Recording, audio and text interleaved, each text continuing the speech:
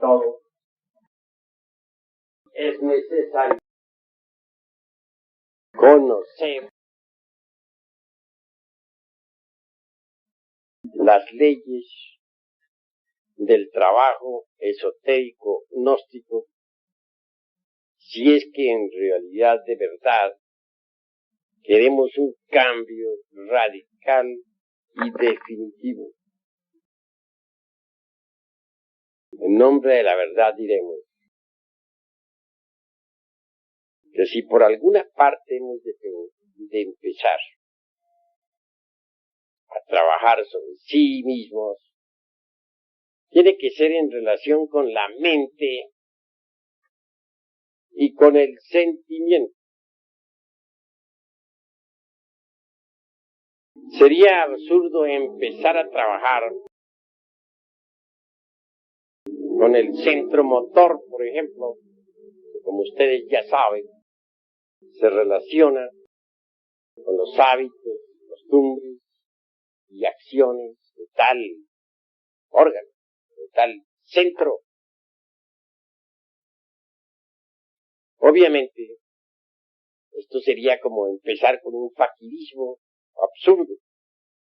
Y a propósito de faquires, en la India hay faquires que, por ejemplo, levantan un brazo en alto y lo sostienen por tiempo indefinido hasta que llega a quedar rígido. Hay otros que permanecen firmes en un solo lugar durante 20 y 30 años, hasta convertirse en verdaderas estatuas. Mas, después de todo, ¿qué es lo que ganan esos faquires? Desarrollar un poco la fuerza de la voluntad, y eso es todo. No podemos pensar que ellos vayan a crear el cuerpo de la voluntad consciente. Es claro que no. No se puede recrear ningún cuerpo fuera de la novena esfera. Si fuera posible crear algún cuerpo en ausencia de la novena esfera, nosotros hubiéramos nacido, pues, del aire o de las aguas de algún lago, o de una roca. No seríamos hijos de un hombre y de una mujer, pero somos hijos en verdad de un hombre y de una mujer. Entonces la creación siempre se realiza en la novena esfera. Eso es obvio. Así pues, ningún fakir podría crear el cuerpo de la voluntad consciente lejos de la novena esfera.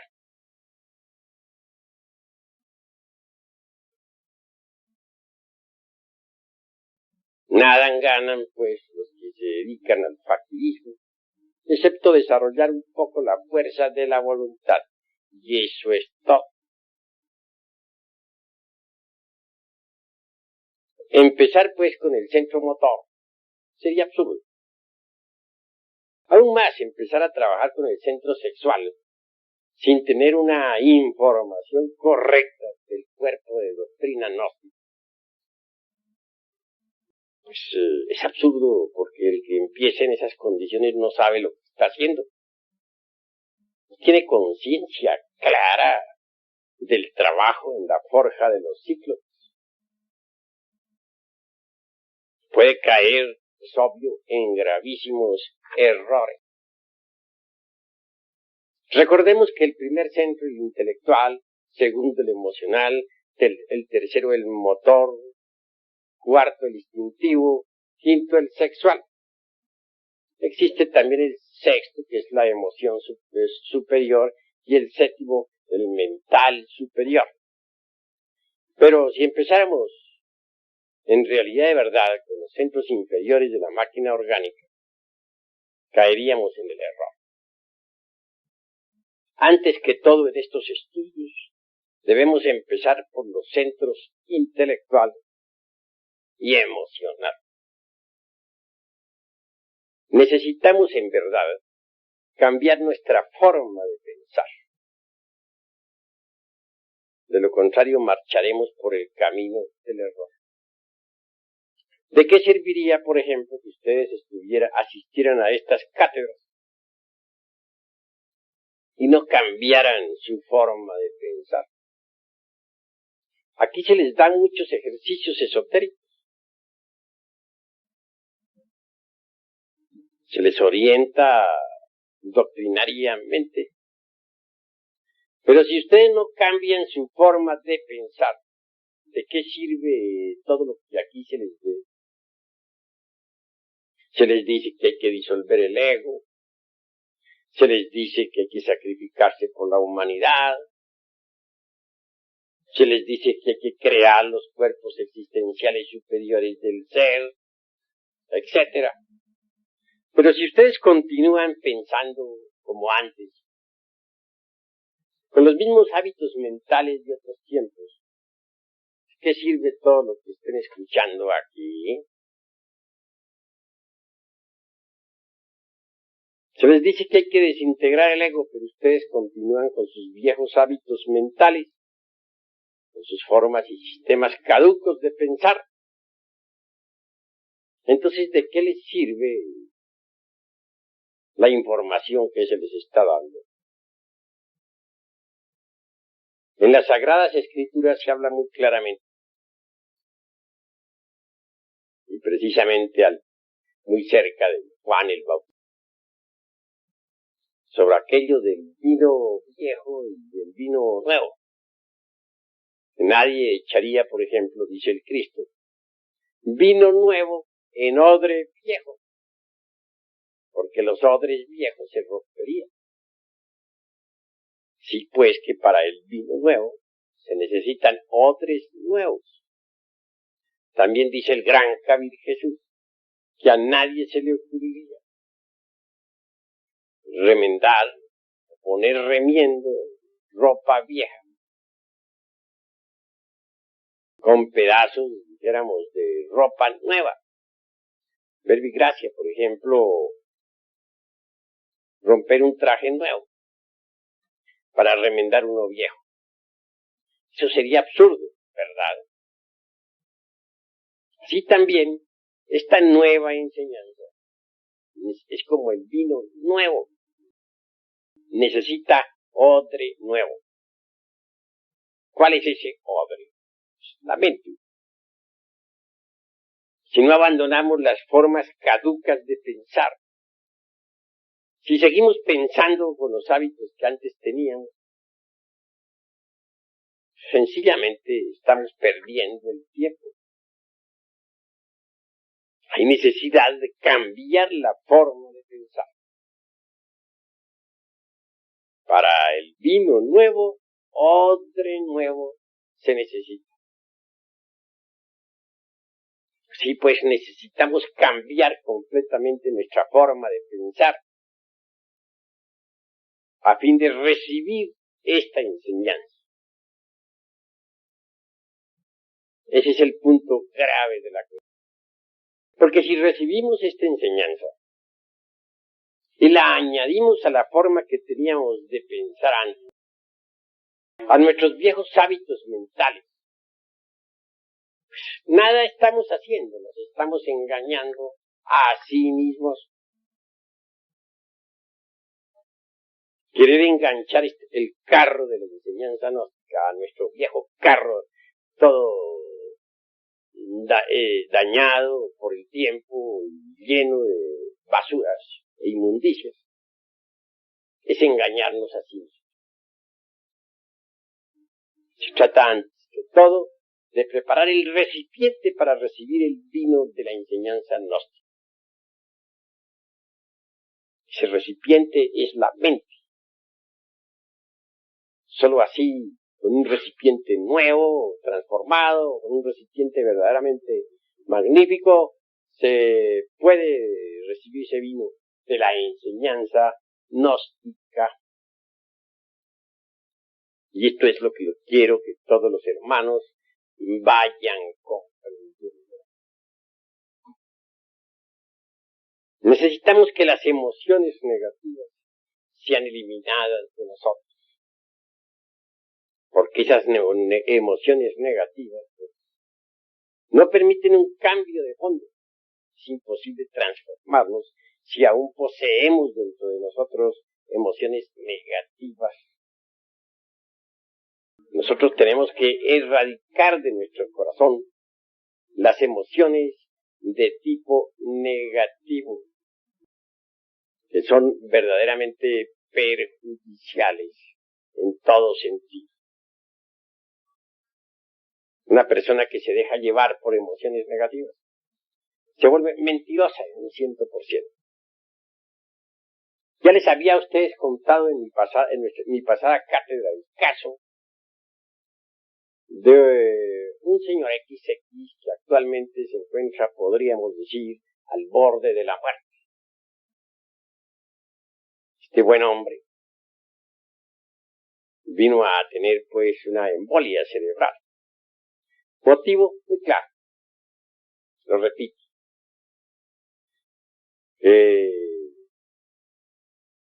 Alguien le malinformó que su hermana había sido víctima de un fraude. Tal informe fue después examinado y resultó falso. Mas que ama a su hermana, creyó pues en esa infundia difamante y la tomó tan en pecho, le dio una embolia cerebral. En estos momentos se encuentra al borde de la muerte. Vean ustedes ese caso. De manera que entonces las emociones negativas vienen a llevarnos al fracaso. Su hermana aún sigue convencida de que fue víctima del fraude. Y es obvio que calumnia a un inocente, pero ella está segura de que fue víctima. Personalmente examiné el caso y me di cuenta que ella misma se estaba autoengañando. Estaba mintiendo a sí misma, víctima de las emociones negativas. Y a su vez, calumniando a otro en forma inconsciente. De manera que les dije a ustedes, y repito, que las emociones negativas lo tornan a uno mentiroso. Observen ustedes las gentes cómo mienten, llevadas por las emociones negativas. Lanzan juicios falsos. Y luego se arrepienten. Pero esta ya los lanzaron entre tanto. Así pues, debemos eliminar de nuestra naturaleza las emociones negativas.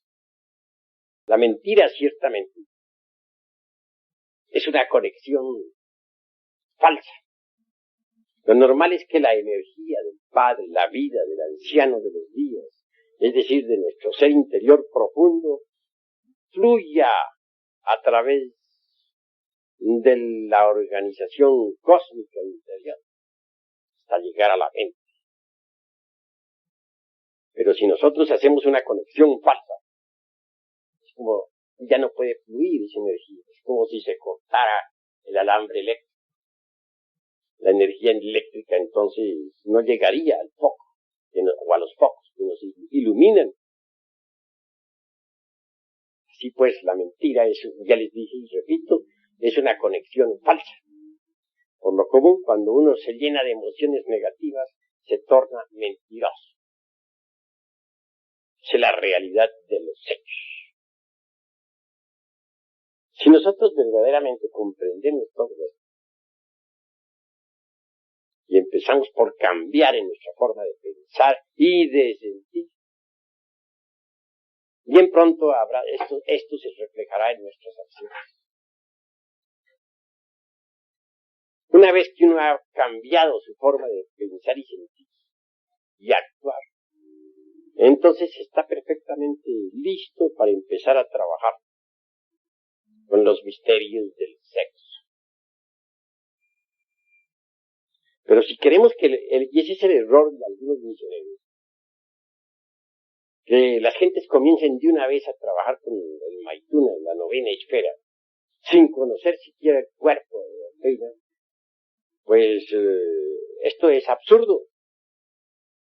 Que las gentes que no han cambiado su forma de pensar, que continúan con sus mismos hábitos, las gentes que tienen su misma forma de sentir, que son víctimas de las emociones negativas, pues no comprenden estos misterios del sexo y los profanan.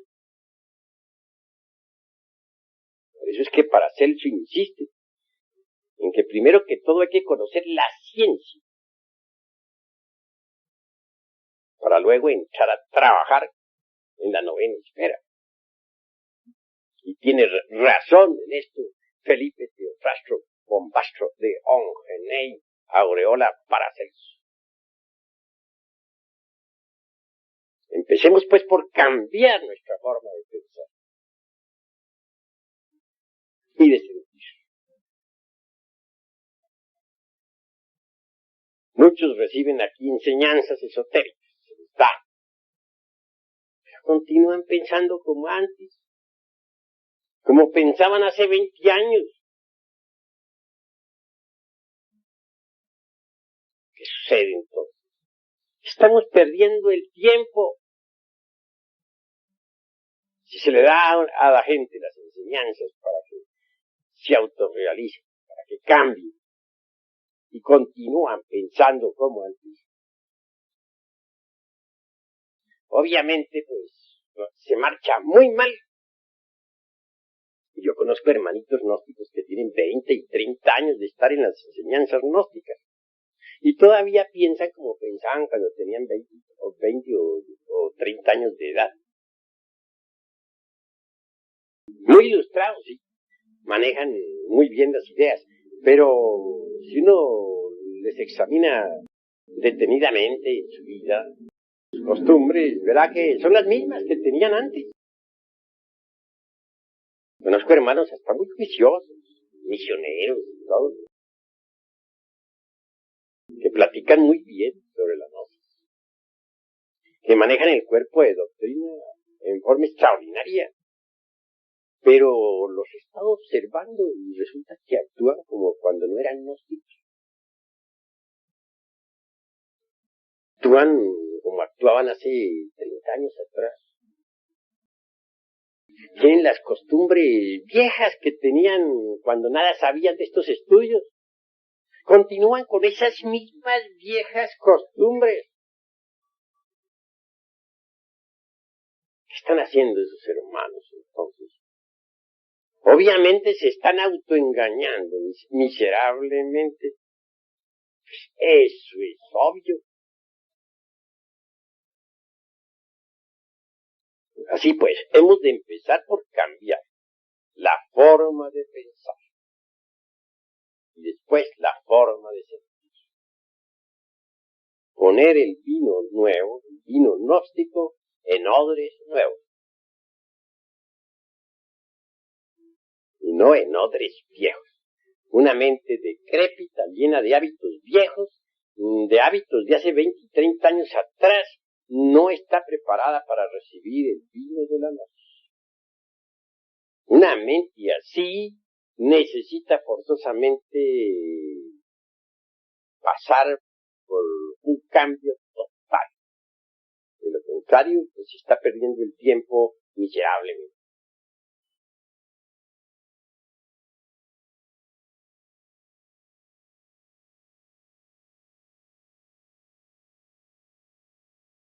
Con todo esto, ¿qué es lo que queremos saber?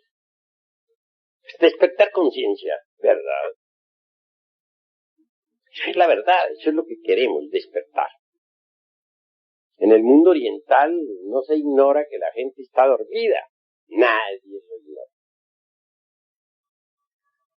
Pero en el mundo occidental la gente cree que está despierta. Y sin embargo hacen cosas que no quieren hacer. Se lanzan a la guerra. Cuando no quieren ir a la guerra, pero siempre van, aunque no quieren.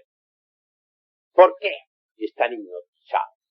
Ustedes saben que a un sujeto hipnotizado, por ejemplo, le ordenamos que vaya a matar a alguien, va y lo mata. Y eso ya está previsto en el Código Penal de todos los países de la Tierra. Así también sucede con las gentes de todas las latitudes. Están hipnotizadas, pero creen que están despiertas. Y se les dice que ha llegado la hora de ir a la guerra. Van a la guerra. No quieren ir, pero van. ¿Por qué? Están hipnotizados. Y el hipnotizado es todo.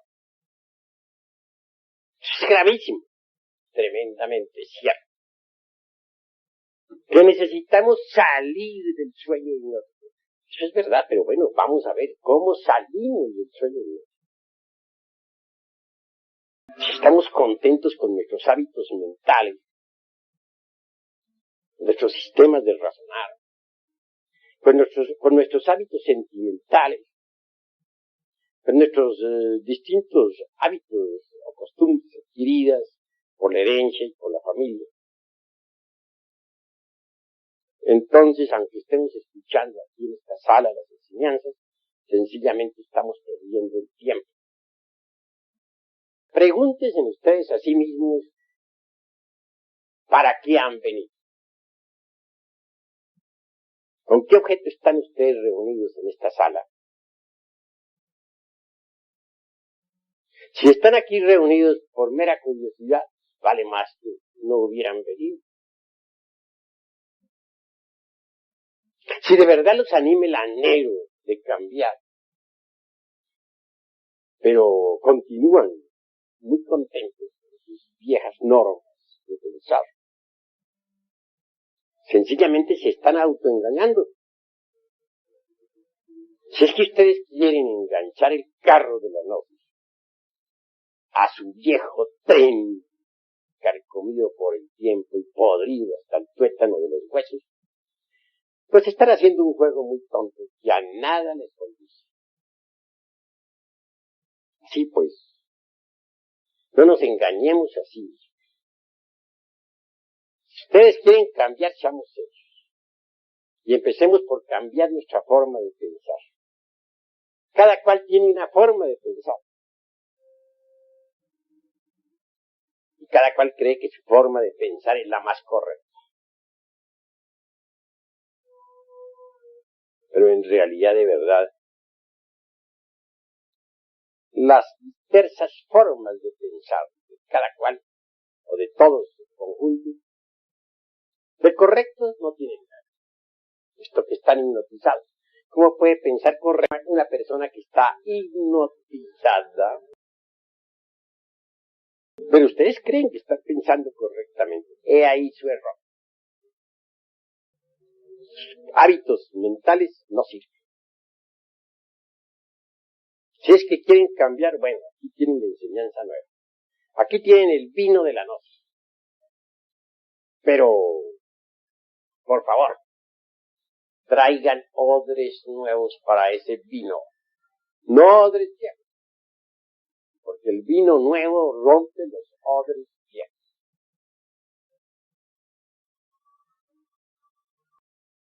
Me interesa darle la enseñanza a los hermanos, pero darla seriamente.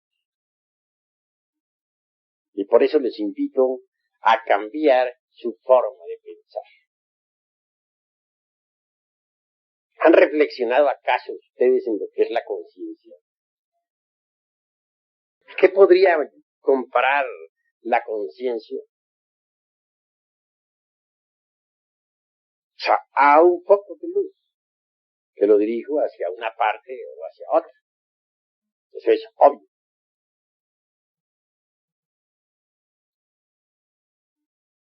La conciencia debemos aprender a colocarla donde debe ser colocada. Donde esté nuestra conciencia, allí estaremos nosotros. Ustedes que me escuchan en estos momentos, ¿están seguros de que la conciencia de cada uno está aquí? Si está aquí, la hace. Pero estamos seguros de que está aquí. Puede ser que esté en este momento en la casa. Puede ser que esté en la cantina. Puede ser que esté en el supermercado. Y que tan solo aquí estemos viendo la personalidad de fachada de tal o cual hermano. Así pues, donde está la conciencia, ahí estamos nosotros. La conciencia es algo que hay que aprender a colocar inteligentemente donde debe ser colocada. Si colocamos nuestra conciencia en una cantina, se procesará en virtud de la cantina. Y si la colocamos nosotros en una casa de citas, se procesará allí. Y si la colocamos nosotros en un mercado, tendremos un buen mercader o un mal mercader. Donde quiera esté la conciencia, allí estaremos nosotros. La conciencia está desgraciadamente embotellada. Y un yo de lujuria podrá llevar nuestra conciencia pues a una casa de citas. Un yo de borrachera se la podrá cargar por una cantina. Un yo codicioso se la llevará por allá para un mercado. Un yo asesino se la llevará por allá a la casa de algún enemigo.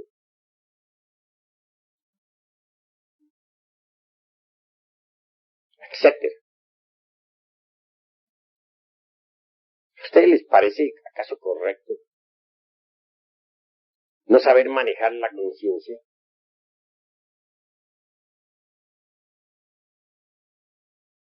Tengo entendido que es absurdo llevarla a lugares donde no debe estar. Eso es obvio. Desgraciadamente, repito, nuestra conciencia actualmente está enfrascada. Sí, embotellada entre distintos elementos inhumanos que en nuestro interior cargamos. Necesitamos quebrar todos esos elementos dentro de los cuales se halla embotellada la conciencia. Pero digo, haríamos eso si no cambiáramos nuestra forma de pensar. Si estamos contentísimos con nuestros viejos hábitos caducos y extemporáneos que tenemos en la mente, ¿nos preocuparíamos acaso por despertar la conciencia? Claro que no. Si se quiere cambiar, vamos a cambiar desde ahora mismo, a cambiar nuestros hábitos mentales, nuestra forma de pensar. Cuando uno cambia de verdad, origina cambios interiores. Cuando uno cambia su forma de pensar, puede entonces pensar en cambiar totalmente su interior. Pero si no cambian su forma de pensar, si aquí en esta mente siguen existiendo los viejos hábitos extemporáneos, ¿cómo puede uno decir que va a provocar un cambio? Pues eso no es posible. Sería contradictorio que pensáramos una cosa e hiciéramos otra. Realmente que no es posible.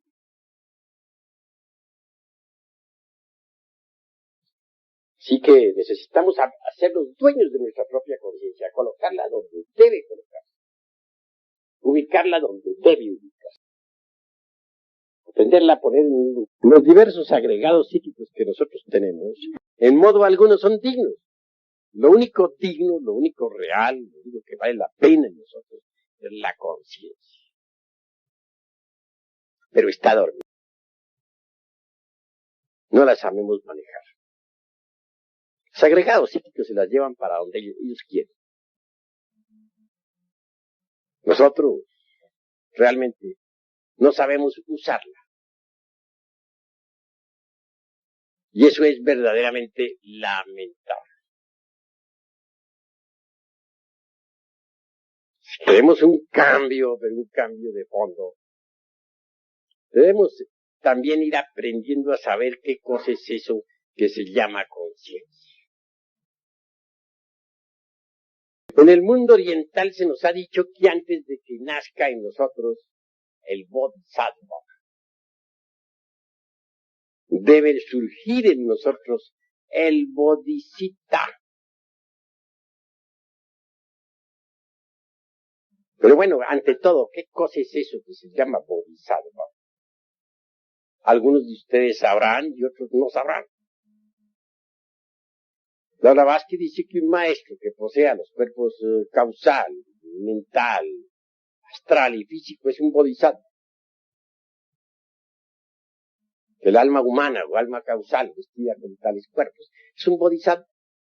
Ella hace plena distinción entre el maestro en sí, que es Atman Buddhi, o sea, el íntimo y la alma conciencia, y el Bodhisattva, que es el alma humana revestida con los cuerpos existenciales superiores del ser.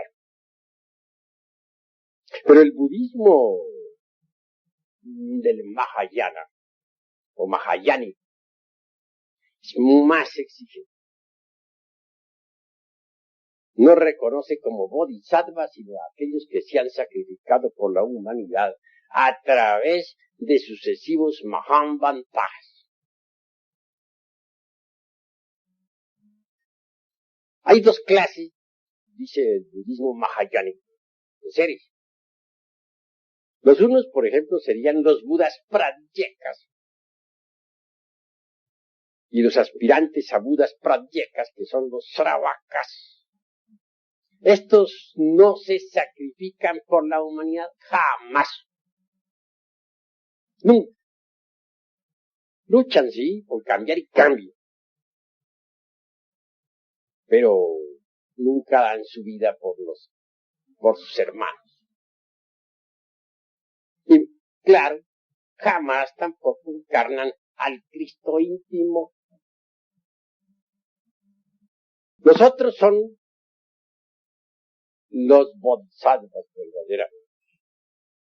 Aquellos que han renunciado a la felicidad del nirvana por amor a la humanidad. Aquellos que en distintos Mahamvantaras han entregado su sangre por la humanidad. Que pudiendo vivir felices en el nirvana han renunciado a cualquier felicidad por sus hermanos en la tierra. Son ellos los únicos que verdaderamente pueden encarnar al Cristo. Pero bueno, volvamos a esto del Bodhisattva. ¿Qué cosa es el Bodhisattva? Es la conciencia ya despierta, desarrollada, convertida en el embrión áureo. Es la verdadera armadura argentada que nos puede proteger de las potencias de las tinieblas, que nos da la sapiencia, la experiencia. Antes de que surja un bodhisattva dentro del interior de alguien, surge el bodhisattva, es decir, la conciencia despierta y desarrollada. Vean ustedes cuánto vale, pues, ese don que se llama conciencia. Es lástima que la humanidad tuviera la conciencia enfrascada en su ego. Y es claro que mientras las gentes continúen pensando como piensan, sintiendo como sienten, y con sus mismas viejas costumbres rancias, no podrán despertar la conciencia. Continuará esta hipnotizada. Y en secuencia o como corolario diremos que nunca surgirá en gente así el bodhisattva. Cuando el bodhisattva, que es la conciencia desarrollada y despierta, surge en uno, en el aspirante, entonces pronto aparece el bodhisattva.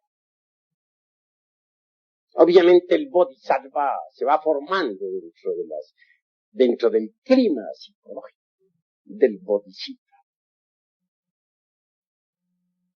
Es grandioso el Bodhisattva.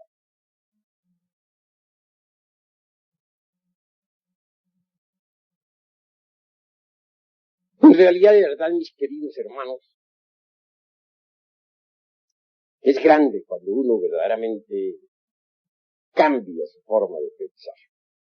Porque entonces, y solo entonces, trabajará para despertar la conciencia. Entonces, y solo entonces, hará un trabajo serio que le conduzca al nacimiento del Bodhisattva. Antes no es posible. Vivimos en un mundo desgraciadamente doloroso. Todos ustedes están llenos de dolor, de sufrimiento. Felicidad no existe en este mundo. No es posible. Mientras haya ego, tiene que haber dolor. Mientras continuemos con nuestra forma rancia de pensar, no podremos ser dichosos. Mientras seamos víctimas de las emociones negativas, cualquier género de felicidad se hace imposible. Nosotros necesitamos en verdad llegar a la felicidad. No podríamos nosotros conseguir tal logro si no despertáramos la conciencia. Y nunca despertaríamos la conciencia si continuáramos con la forma que tenemos actualmente de pensar. Sí, pues que primero miremos cómo estamos pensando. Cambiemos esa forma anticuada del pensamiento. Preparemos nosotros odres nuevos para el vino nuevo, que es la gnosis. Y así trabajaremos de verdad, pero serio.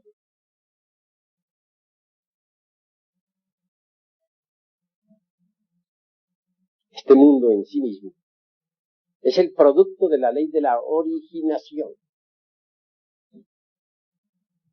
Este mundo se sostiene con las leyes de causa y de efecto, que son las leyes del karma. También se les llama leyes de acción y consecuencia. Tal acción, tal consecuencia. Este es un mundo bastante complejo.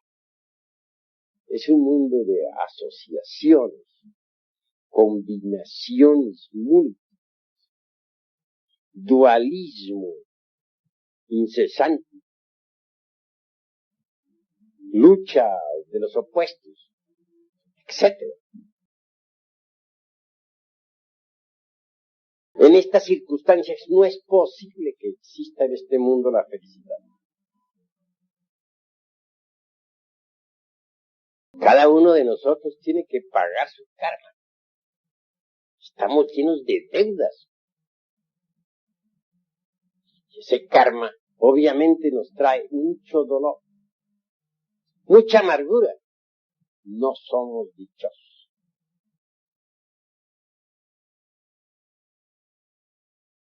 Muchos piensan que podríamos llegar a la felicidad a través de la mecánica de la evolución.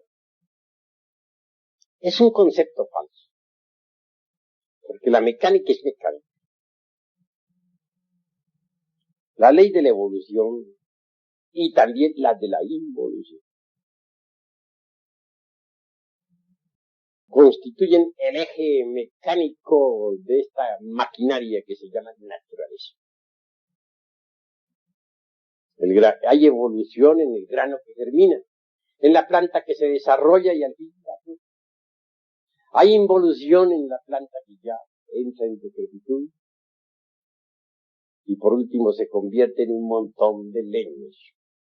Hay evolución en el niño que se forma en el claustro materno, en la criatura que nace, que crece, que se desarrolla y vive a la luz del sol.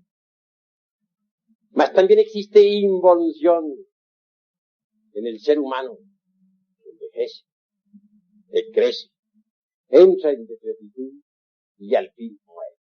Eso es completamente mecánico.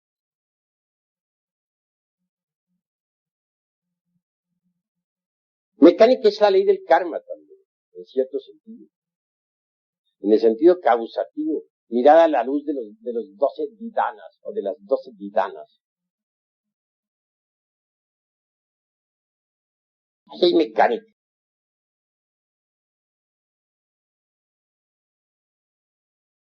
Nosotros necesitamos libertarnos precisamente de la ley del karma. Necesitamos libertarnos de ese movimiento mecánico de la naturaleza. Necesitamos hacernos libres. Y esto no será mediante la evolución mecánica. Cualquier evolución mecánica se procesa de acuerdo con las leyes de causa y efecto. Las leyes de las asociaciones, de las combinaciones mutuas. Lo que es mecánico es mecánico. Nosotros necesitamos libertarnos de la ley de la evolución y también de la ley de la involución. Necesitamos dar el gran salto para caer en el vacío iluminado.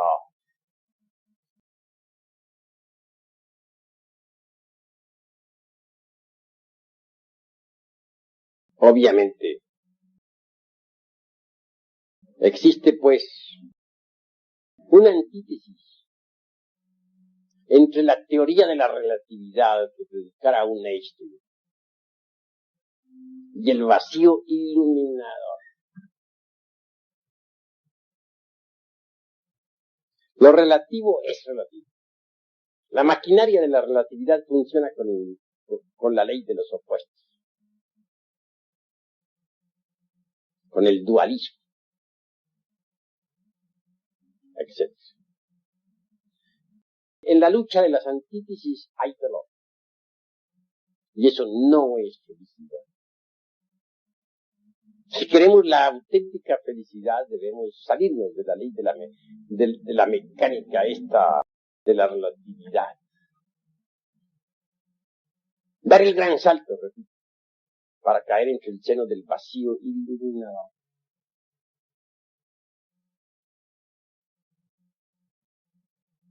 Yo experimenté el vacío iluminador en mi mocedad. Apenas sí tendría algunos 18 años de edad.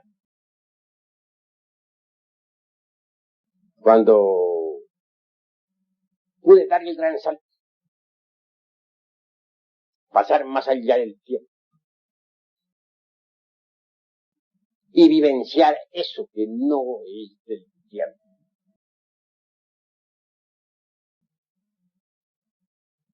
Eso que podríamos llamar la experiencia del prajna paramita, en su más crudo real. No está de más enfatizarles a ustedes la noticia de que tal vivencia pudo ser repetida 3 veces.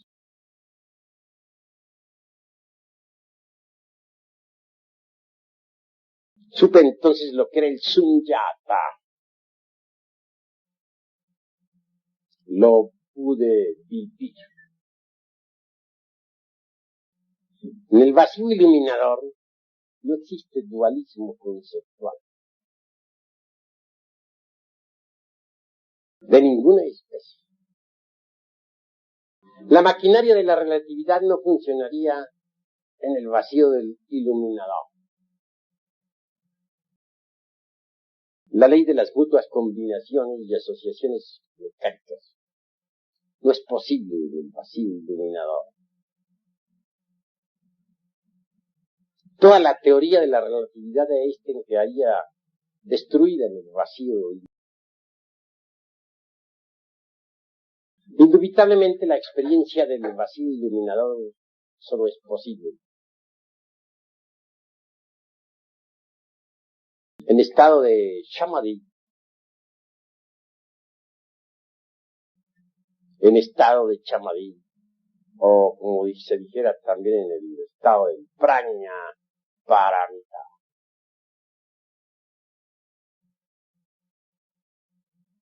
En el vacío iluminador no existen formas de ninguna especie. Podría decirse que allí pasa uno más allá del universo y de los dioses. En el vacío iluminador puede darse una respuesta correcta a aquello de que todo el universo se reduce a la unidad. ¿A qué se reduciría la unidad? Tal respuesta no es posible para la mente lógica, o por lo menos para la mente que funciona de acuerdo con la lógica formal. Pero en el vacío iluminador no es necesaria tal respuesta. Tal respuesta allí es una realidad patente, definida. Si todas las cosas se reducen a la unidad también se reduce a todas las cosas. Y entonces quien entra en ese estado de Mahasamadhi, dijéramos, vive todas las cosas, desprovisto de forma. Y esto de por sí ya es grandioso, sublime e inefable.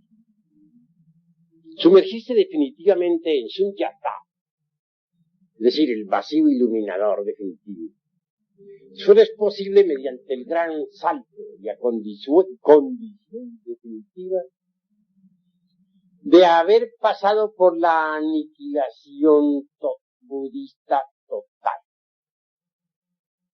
De lo contrario, no sería. En aquella época aún no había pasado yo por la aniquilación budista. Y obviamente, a medida que me acercaba a la gran realidad, la conciencia se expandía en forma desmesurada. Es obvio que en esta situación, no habiendo pasado por la aniquilación budista, sentí indecible terror, motivo por el cual regresé al universo de la relatividad de Einstein. Repito, 3 veces experimenté con el vacío iluminador.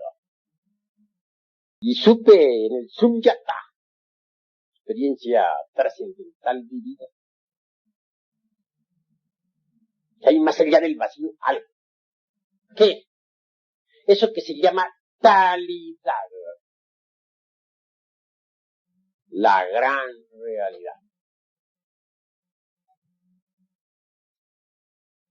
Lo supe con una intuición de tipo trascendental. Porque en el terreno de la intuición, o dentro del mundo de la intuicionalidad, hay distintos grados de intuición. Incuestionablemente, la más elevada o el más elevado grado intuicional es el de las mentes filosófico-religiosas o filosófico-místicas.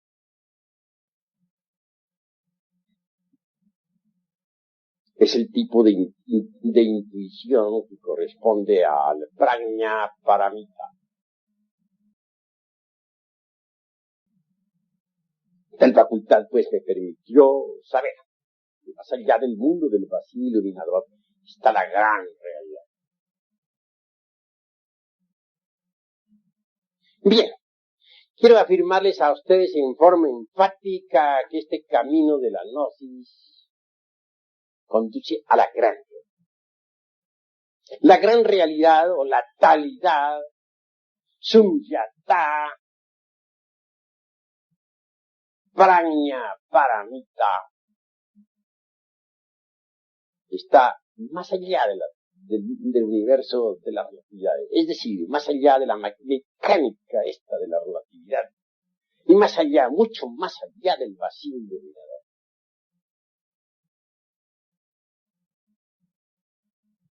Es decir, la talidad trasciende a estos dos opuestos que yo llamaría mecánica de la relatividad y vacío iluminador. No es el vacío iluminador la última palabra. Es la antesala de talidad. Es decir, de la gran realidad. Estoy hablándoles a ustedes no en forma meramente teórica.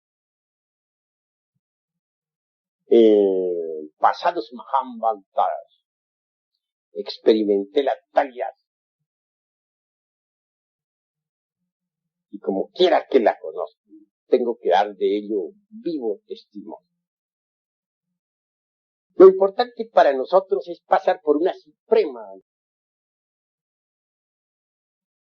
a fin de que la conciencia convertida en bodhisattva y totalmente despierta pueda dar el gran salto para caer en su vacío iluminador. Un paso más y llegaremos a la talidad.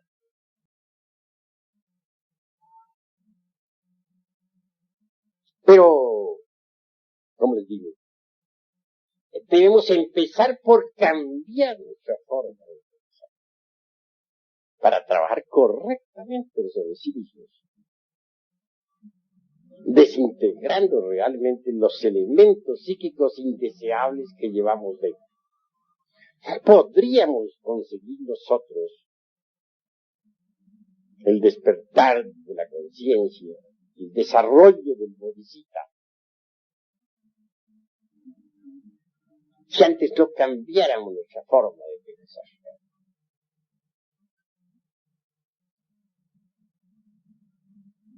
Es necesario saber meditar, comprender lo que es la técnica de la meditación.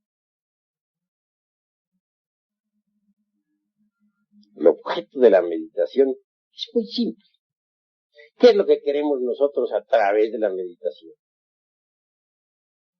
Tranquilidad. Parecería muy superfluo lo que estamos diciendo. Ustedes podrían objetarme que podríamos tranquilizarnos con una botella de vino, ¿no? Entonces, claro. Podrían objetarme también que podríamos tranquilizarnos oyendo una sinfonía de Beethoven. Eso podrían ustedes decirme. Pero en realidad, de verdad, conseguir la tranquilidad es lo más difícil que ustedes imaginarse fuera. Nadie podría tener tranquilidad mental, tener su mente en santa paz, si no ha eliminado de su centro intelectual el pensar caduco y extemporáneo que carga. Nadie podría tener paz en su corazón si no hubiese eliminado de sí mismo previamente las emociones negativas y perjudiciales. Así que cuando un gnóstico, un agnóstico se sumerge en meditación, busca tranquilidad. En esos instantes se propone trabajar sobre algún elemento inhumano que haya descubierto en sí mismo mediante la autoobservación. Posiblemente descubrió la ira. Bueno, se dedicará entonces a comprender el agregado psíquico de la ira, hasta volverlo polvo, con la ayuda de su divina madre Kundalini, que deberá invocar para que le auxilie. O tal vez descubrió que tiene el agregado psíquico del odio, entonces se propondrá desintegrar tal agregado para que surja en su reemplazo el amor. A medida que uno vaya desintegrando todos esos agregados psíquicos inhumanos que cargamos en nuestro interior, la conciencia irá a despertar.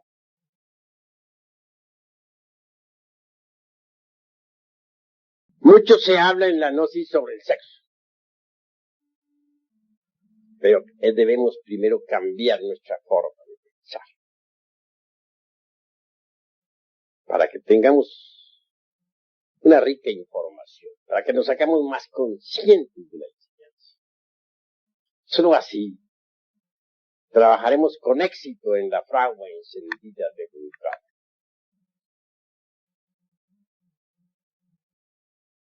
No queremos en modo alguno esta noche eludir los misterios sexuales.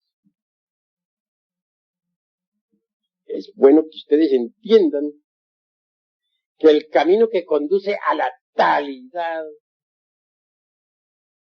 es, y subrayo esto completamente, absolutamente sexual. Y esto hay que entenderlo. Incuestionablemente un soltero, una soltera pueden disolver a base de mucha cosa. Un 50% de agregados psíquicos. Siempre y cuando se apele a la Divina Madre Kundalini durante la meditación. Pero hay elementos psíquicos muy pesados que corresponden al mundo de las 96 leyes. Estos no se desintegran sino exclusivamente con el molinillo eléctrico de los físicos, con la suástica en movimiento, que genera determinado tipo de electricidad sexual trascendente. Obviamente, pues, la mujer serpiente, o sea, la princesa Kundalini, la divina madre cósmica, es reforzada mediante ese tipo de electricidad. Entonces puede, con su poder eléctrico, desintegrar atómicamente los elementos psíquicos más pesados, en los cuales está embotellada la conciencia. Así poco a poco llega el instante en que la conciencia queda completamente liberada, despierta y lista para dar el gran salto y caer en el vacío iluminado, que es la antesala de la gran realidad.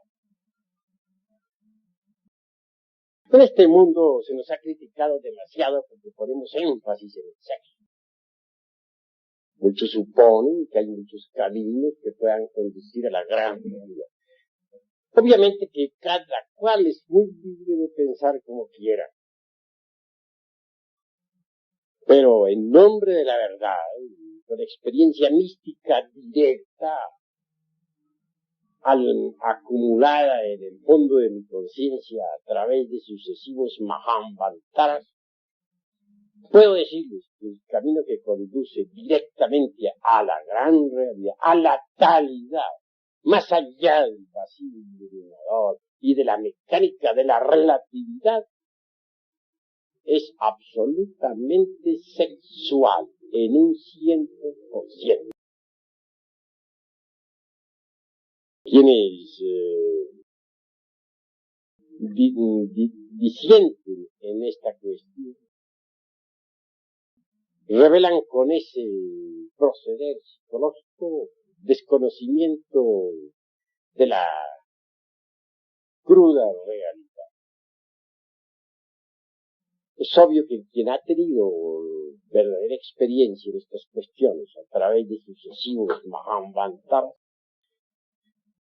sabe muy bien que así es, que no es posible de escaparse definitivamente de la mecánica esta de la relatividad por otra puerta o por otro camino que no sea el directo que lleva a la gran realidad.